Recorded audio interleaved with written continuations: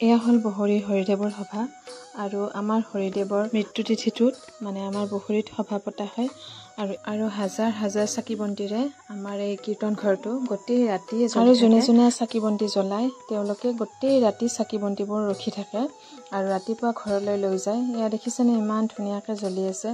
আৰু মই যোৱা নহ'ল এইবাৰো, মানে 3 বছৰে মোটামুটি গেপ হ'ল, মানে কিবা ঘৰুৱা অসুবিধাৰ কাৰণে মোৰ যোৱা নহ'ল। আৰু বৌয়ে অলপ ভিডিঅ' ক্লিপ পঠাই দিছিল, মোৰ যোৱাও হোৱা নাই যিহেতু অলপ ভিডিঅ'টোত চালোঁ আৰু আপোনালোককো দেখুৱালোঁ।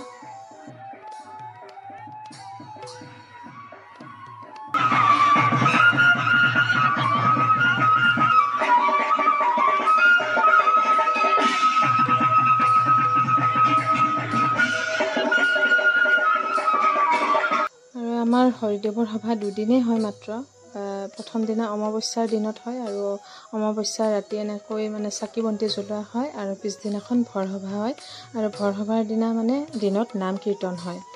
আৰু আমাৰ সভাত এটা বস্তুৱে ভাল লাগে, যোনে যোনে মানে গাঁৱৰ মানুহ বাহিৰত থাকে তেওঁলোকে সভাৰ সময়ত আহিবই। যদি কিবা কাৰণত বিহুত আহিবও নোৱাৰে তথাপিও জেঠৰ সভা বুলি ক'লে মানে আহিবই। আৰু এইবোৰ কীৰ্তন ঘৰৰ পৰা ওলাই আহোঁতে ৰাস্তাত ভিডিঅ' বনাইছিল বৌ, দোকানবোৰ দিছে। এইবাৰতো ভালকৈ ভিডিঅ' বনাব নোৱাৰিলোঁ। অহাবাৰ যদি ভাগ্যত আছে গৈ পেলাই ধুনীয়াকৈ ভিডিঅ' বনাই আনি মই দেখুৱাম আপোনালোকক। গতিকে আজি ভিডিঅ'টো ইমানলৈকে আছিল। গোটেইখিনি চোৱাৰ বাবে অশেষ ধন্যবাদ জনাইছোঁ।